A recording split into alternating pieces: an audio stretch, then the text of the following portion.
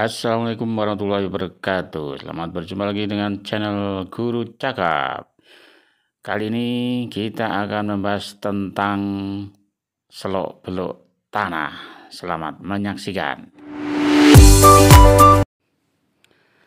Kalau kita ngomongin Pulau Bangka, pasti langsung kebayang Timah, pantai yang eksotis dan kuliner yang lezat. Tapi ada satu hal yang jarang dibahas padahal penting banget, jenis tanahnya. Tanah di Pulau Bangka ternyata punya karakteristik unik yang sangat dipengaruhi oleh kondisi geologi, iklim, dan sejarah pembentukannya.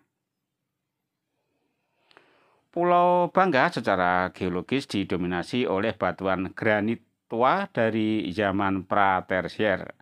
Batuan granit ini seiring waktu mengalami pelapukan dan membentuk jenis tanah yang khas, yaitu tanah potsolik merah kuning.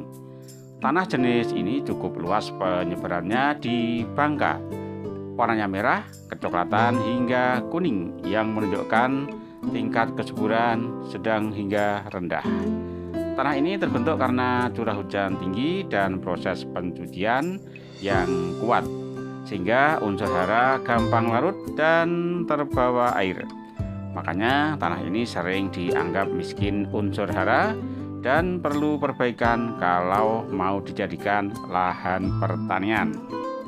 Tapi jangan khawatir, masyarakat Bangka sudah lama beradaptasi. Tanah potsolik ini tetap bisa digunakan untuk budidaya tanaman seperti lada, komoditas andalan Bangka, juga karet, sawit, dan beberapa jenis buah tropis. Dengan bantuan pupuk organik dan teknik pengelolaan tanah yang baik, lahan ini tetap produktif kok. Nah, selain tanah potsolik, di beberapa bagian Bangka juga ditemukan tanah laterit. Ini adalah tanah hasil pelapukan yang sangat lanjut, warnanya merah bata dan mengandung banyak besi serta aluminium.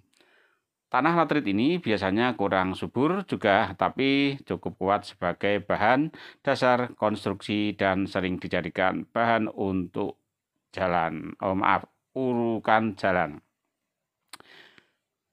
Kita juga nggak boleh lupa sama tanah aluvial yang ada di dataran rendah dan daerah-daerah sekitar sungai. Tanah ini terbentuk dari endapan lumpur dan pasir yang terbawa air. Biasanya ditemukan di muara sungai seperti di daerah sekitar Sungai Menduk atau Sungai Batu Rusa.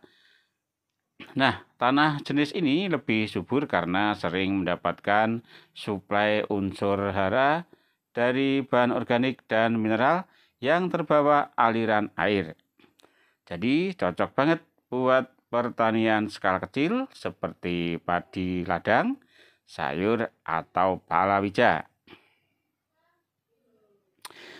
Sementara itu, di daerah pesisir dan rawa-rawa kita bisa menemukan tanah gambut meskipun penyebarannya tidak terlalu luas.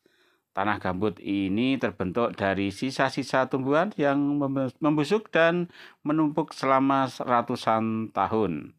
Ciri khasnya berwarna hitam gelap dan basah.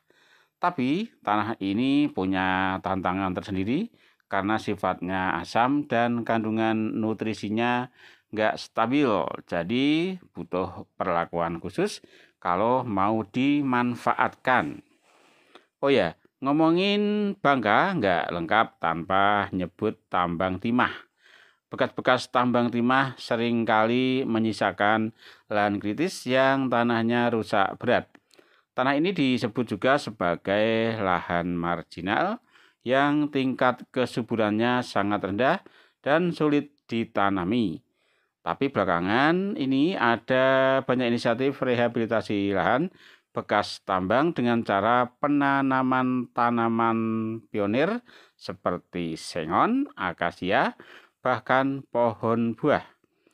Jadi dari sini kita bisa lihat bahwa Pulau Bangka punya beragam jenis tanah yang masing-masing punya tantangan dan potensi. Walaupun banyak tanahnya kurang subur secara alami, tapi masyarakat lokal punya cara kreatif untuk memanfaatkannya. Mulai dari menyesuaikan jenis tanaman, menambahkan pupuk, hingga melakukan reklamasi lahan tambang. Semua ini jadi contoh bagaimana manusia bisa beradaptasi dan tetap produktif meskipun kondisi alam tidak selalu ideal. Kesimpulannya, tanah di Pulau Bangka mencerminkan perpaduan antara kondisi geologis kuno, iklim tropis basah, dan aktivitas manusia, terutama pertambangan. Bagi kita yang tertarik dengan geografi, kondisi tanah ini bukan cuma soal pertanian atau tambang, tapi juga jadi cerminan bagaimana lingkungan dan manusia saling mempengaruhi.